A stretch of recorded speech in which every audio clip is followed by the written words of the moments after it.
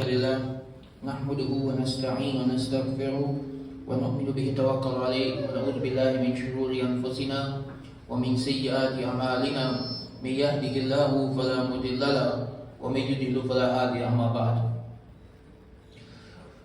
With the tragedy and genocide raging on in Gaza, it's difficult to think about or talk about any other topics. And we as a community need to continue working on doing whatever is within our power to assist the people of Palestine. Whether it's talking about the cause, fighting the propaganda, protesting, boycotting, whatever we have the ability to do, sending financial aid, whatever is within our capability, we need to continue doing it. But today I want us to look at this conflict from a different perspective.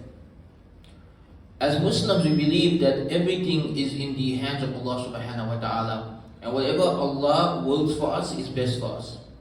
And that even the tragedies of this world, in the long run, they are best for us, even if we cannot understand why in the moment. And there are many ahadith and verses of the Quran that confirm this. We know the Prophet ﷺ said, "Ajaban li amri mu'min," that the life of the believer is strange. Everything that happens to him is good for him. When something goes his way and he is grateful, that is good for him. And when something bad happens to him and he is patient, that is also good for him. And so everything that happens to him is good for him. And the way to understand this hadith is when you look at things primarily from a akhirah-centric perspective. That even the tragedies of this world, if they lead to eternal paradise, then it was good for you. That if someone ends up in paradise for all eternity, then that worldly tragedy from our perspective was the ultimate success for that individual. But even in this world, good comes out of tragedy. And our ummah has had a history of tragedies.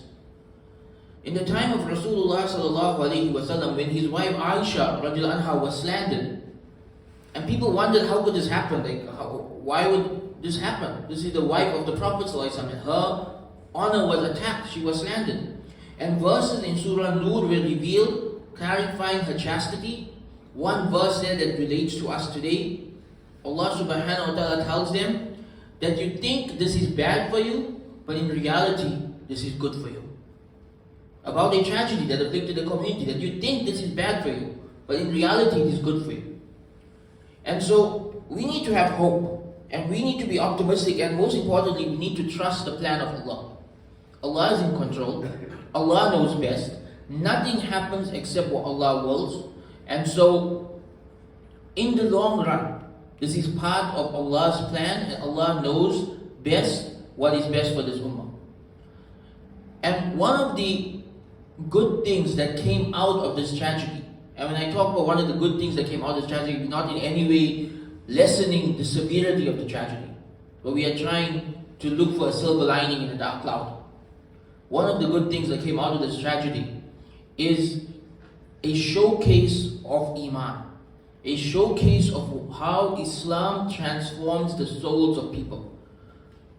You see, dawah, historically, has been more about being Muslim and people seeing the effects of Iman on you than talking about Islam. There's certain things you can't talk about. You can't really explain to a non-Muslim how Islam shapes your personality. Concepts like tawakkul and sabr and accepting qadr and patience. All of these concepts are very difficult to talk about in the abstract. Historically, people learned these qualities from seeing it in action. Today, if you want to see any of these qualities in action, you look at the people of Palestine. They have the strongest tawakkul. They have the firmest faith in the plan of Allah, that Allah knows what is best for us. They have accepted qadr on a level that is the level of the awliya, rada bil qada, being pleased with one's destiny. They have showcased a level of sabr that some of us feel we may never be capable of. And historically, this has been the greatest form of da'wah. In the first generation of Islam, when we think about the da'wah of the first generation, we don't think about them walking around and talking to people about Islam and having debates. We think about their character at the times of tragedy. We think about Bilal lying in the sand with a stone on his chest, saying Ahadun Ahad.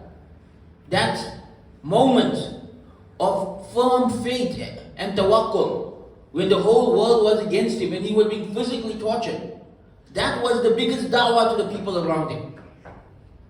When Abdullah ibn Mas'ud recited Surah Ar-Rahman in front of the Kaaba, and he was beaten by the people of Makkah, that was his biggest da'wah to the people around him. When Sumayya and Yasir gave their lives for Islam as the first martyrs, they refused to give in to the torture of Abu Jahl until he killed them. That was a huge da'wah to the people around them. You see, the real da'wah is being Muslim. When people see the effects of Iman on a person, that is the biggest sign that this is the true religion of God. Because no other force on earth can cause people to be transformed the way Islam does. And that same transformation of the hearts, the firm tawakkul, the firm sabr, the belief in qadr, the courage, the steadfastness that we see in the stories of the Sahaba. Many of us, growing up, we will grow up with this idea that, that's the time of the Sahaba, it doesn't exist today. Right? How many times have you heard people say that? That's the time of the Sahaba, it doesn't exist today. We can't say that anymore because it exists today. We've seen it with our own eyes. Anyone who's been following the tragedy in Palestine online, you have seen the Bilals of our time. You have seen the Sumayyas of our time. You have seen the Yasirs of our time. People whose faith was firm until the very end. People who did not give up no matter what the enemies do to them. People who remain dedicated to Allah no matter how much this world turns against them. And so we can look at the people of Palestine and we can learn from them. They are our teachers. They are our teachers and we can learn from them. We can learn from them tawakkul, to trust Allah. I have given many khutbahs about tawakkul. But when we talk about tawakkul in a khutbah, it's a very abstract topic. But when you see the people of Palestine, it's no longer abstract. You see it in action. You see someone who has lost everything in this dunya, but he trusts Allah knows best. It's all part of the plan of Allah. This level of Iman exists today. And we see it with the people of Palestine. That they trust Allah's plan. That everything that is happening, in the long run, it is part of the will of Allah, and somewhere down the line, something good will come out of it. They remind us of Yusuf alayhi salam, who endured decades of tragedy. Sometimes we forget how long the story of Yusuf alayhi salam is. Right? Because it's told in one surah, and we tend to rush through the tafsir. It sounds like it took a few days or a few months or a few years. In reality, Yusuf alayhi salam's trial was several decades. Some of the Mufassirin say it's about 4 or 5 decades.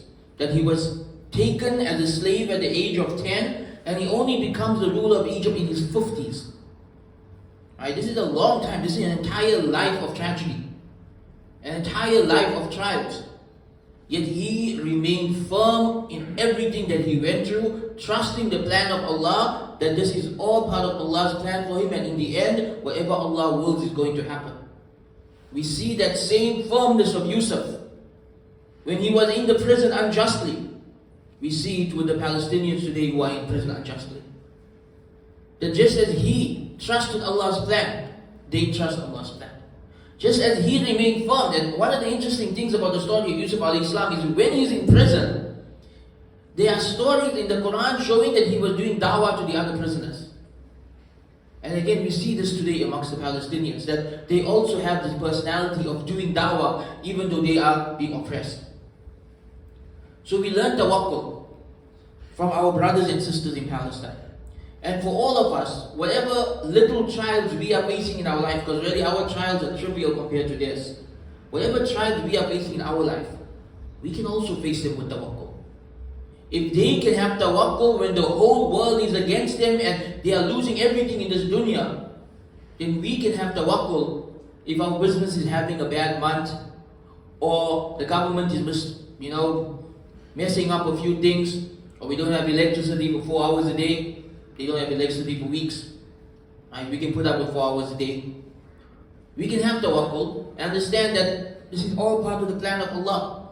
This is all part of in the long term, Allah knows what is best.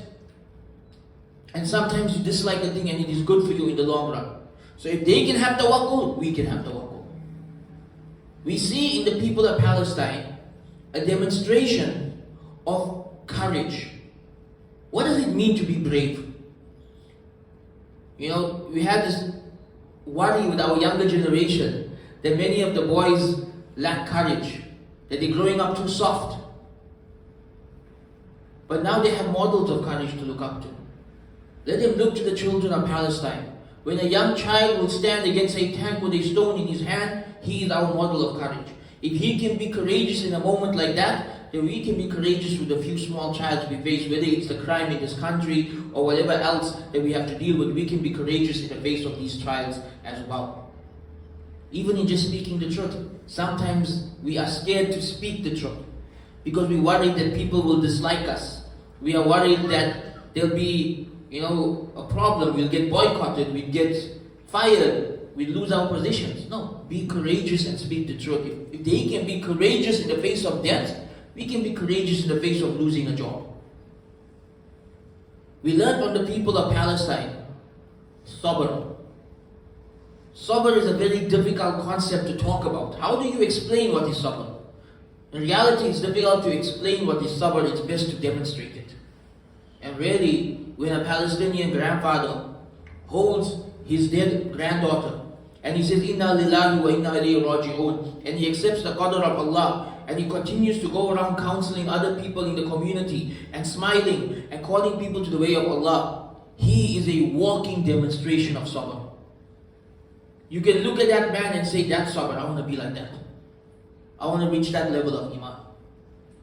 So we can learn sabr from the people of Palestine.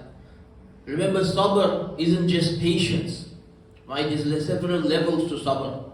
Sabr, at the very minimum, means being patient with something beyond your control, like somebody passing away.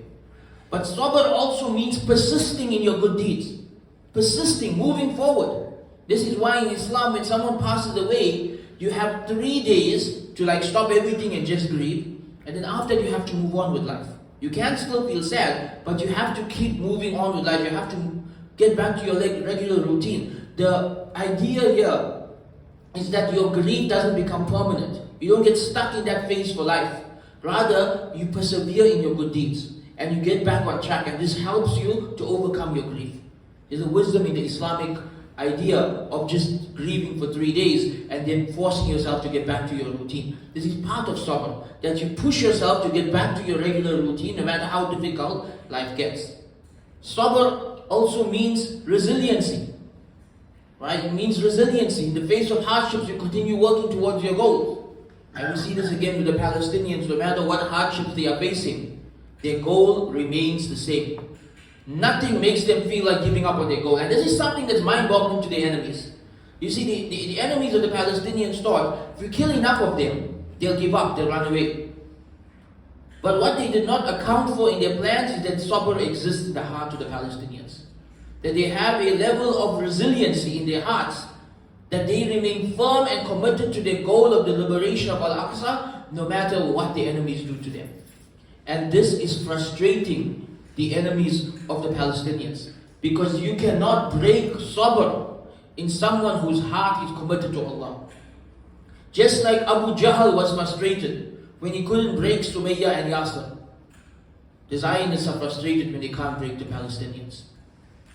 So these are some of the lessons that we can take from our beloved brothers and sisters in Palestine. Our hearts are with them, our du'as are with them. We will continue to talk and to call towards assisting them in any way we can. We will do whatever we can for them. We ask Allah to forgive us for not being able to assist them in the way that they really need. For we ask Allah to forgive us to be part of that generation that don't have the military capabilities to liberate Palestine, and to accept from us our small efforts in doing whatever we can for them. Wa akhiru da'wana alhamdulillahi rabbil alameen.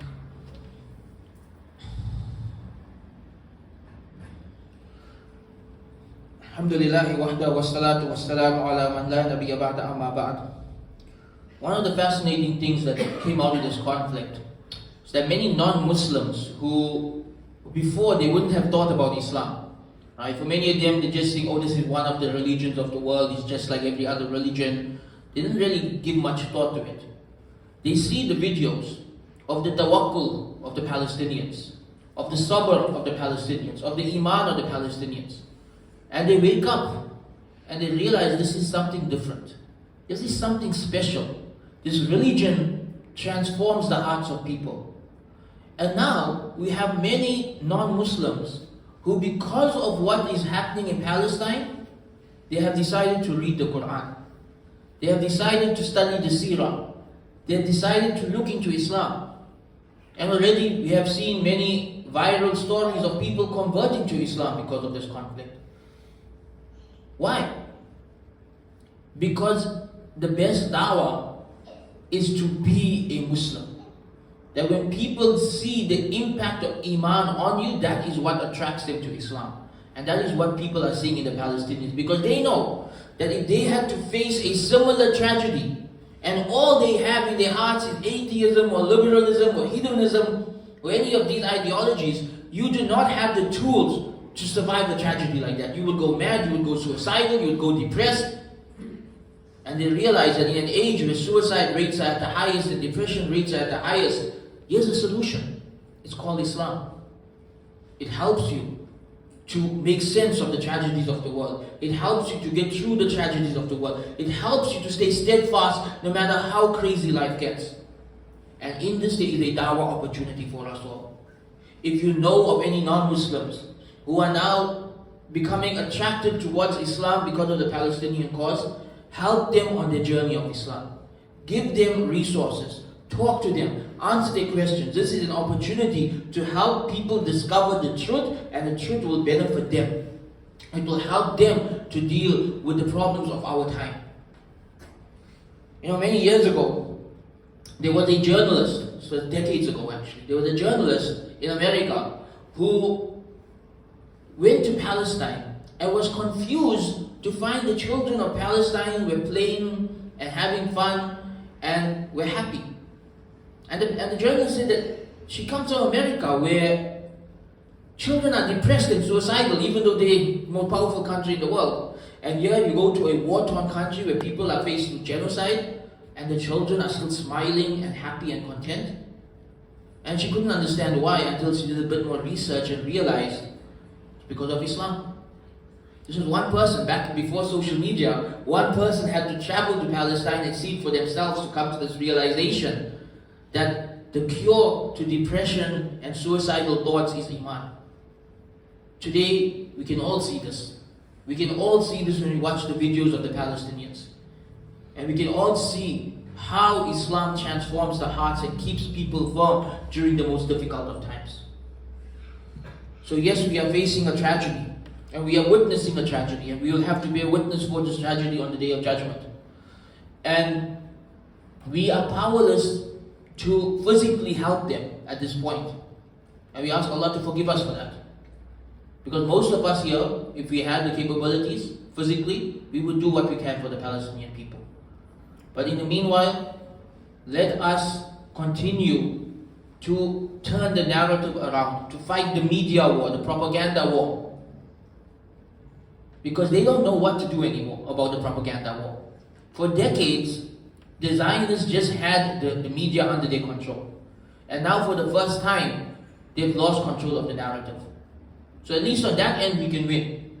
So let's keep pushing. Let's keep pushing. Anytime you see anyone putting out Zionist propaganda, make sure you speak out, make sure you accounting, make sure you bring proofs and evidence to show that these are lies and to show the truth. Because if we can't win on the other end, at least we can win on this end. At least we can win in changing people's minds and perceptions and making them realize who are the heroes and who are the villains. Because for too long, the villains had control over the narrative. And now it's starting to break. So let us do what's within our power. Continue to fight the propaganda. Continue to speak up. Continue to remind each other. Continue to donate to the causes. Continue to boycott those who support the enemies of Islam. Continue to protest. Do whatever is within your power. May Allah forgive us for that which is beyond our control. We ask Allah to liberate Al-Aqsa from the hands of the oppressors. We ask Allah to liberate the Holy Lands from the hands of the oppressors, and to grant this ummah just leadership, and to accept the martyrdom of every Palestinian who has lost their life for this cause, and to grant victory to the people of Palestine, and to allow a new just Islamic power to rise from the ashes of this tragedy.